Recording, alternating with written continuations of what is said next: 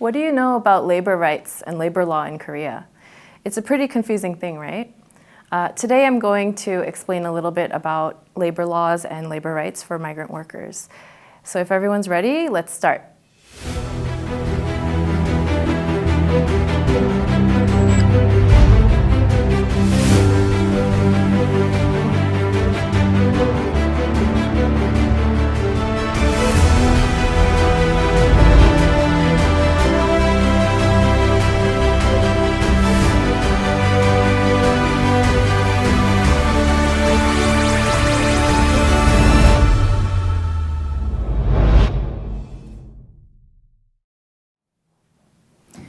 Hi everyone, my name is Joyce Kim and I work with an organization called 두레방. And today I'm here with the Gyeonggi Institute of Research and Policy Development for Migrant Human Rights. And I will be giving a presentation on labor laws and labor rights for migrant workers here in Korea. What is the Labor Relations Act? The Labor Relations Act is the standard act in Korea in regards to labor. So at your workplace, usually you'll have work contract or employment rules. If any of the conditions of your contract or the employment rules violate this Labor Standards Act, then those conditions are considered invalid. Why? Because they don't meet the minimum standard. Now, if maybe the conditions of your labor contract and the employment rules contradict each other, the more favorable conditions will apply. This is how the labor law works in Korea. Now, this act applies to pretty much all workplaces with the exception of a couple. These exceptions occur when the employer of a business or a place of work is employing their relatives or family members that are living together with the employer. So in this case, the Labor Standards Act conditions don't apply necessarily, and there are also conditions where, situations where people who are hired for the purpose of some domestic work, the standards also do not apply in all cases. Now, what's important here is that when there is a labor dispute or there's some confusion in terms of, who is the worker, what is the worker doing, we don't always look at the contract. What's more important is what's actually going on in the workplace, so the actual labor relations between the worker and the employer. This is what's focused on when there are labor disputes or confusion within the different working conditions and the rules. Now, the second thing that we want to mention is that deductions for damages are prohibited. So, for example, when we write a contract with our employer, the employer cannot assume that there will be damages or need to compensate for damages. And also, the employer cannot unilaterally deduct wages as compensation. If this is happening in your workplace, that is considered not paying your workers' wages properly. So if this is happening, this is prohibited activity in Korea, according to labor law.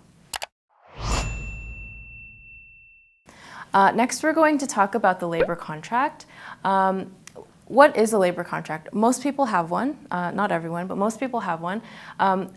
The contract is usually a piece of paper. It's a document that is written for the purpose of a worker providing labor or work to the employer at a workplace, and the employer pays wages for the work that is being performed. So this is a very important piece of paper, right? And what's important here is that when you do sign a contract with your employer, the employer must provide the contract in writing. So the actual document needs to be signed, and then you need to get a copy of that document. And also, if the conditions of your work contract or something changes because maybe the collective agreement, something changes within the collective agreement or the employment rules change, if the worker requests the copy of the new conditions, then the worker definitely has the right to receive them from the employer.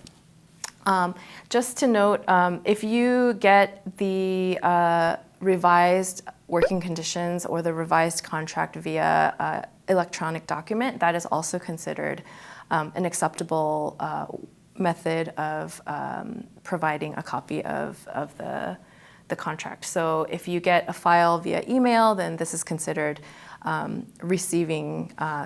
considered that you have received the contract. There's, of course, a violation if the employer does not provide a written copy of the contract. Moving on, this is the content that really needs to be specified within the labor contract. So, for example, your wage, how much are you going to get each month? What are your work hours, holiday, vacation days? All of this, and also even the duties, should be outlined in your labor contract. And specifically, if we look at wages, calculating wages, how are you getting paid? Are you going to be paid in cash, or are you going to be getting a bank transfer? All of these should be specified within the contract. Okay, so the next part is the Minimum Wage Act. The minimum wage, most people know, is the very minimum amount of money, of wages that I should be receiving per hour or per week. So in 2022, the minimum wage is $9,161 per hour.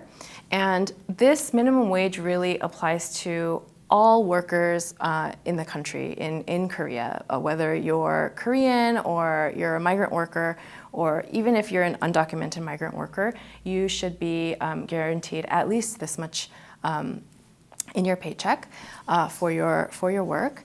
And again, there are a couple of exclusions. And then one more thing that I want to mention is that if you have a contract of more than 1 year and your contract states that you have a 3-month probationary period, during this 1 year, it is possible for your employer to deduct about 10% of your wages for the probationary period.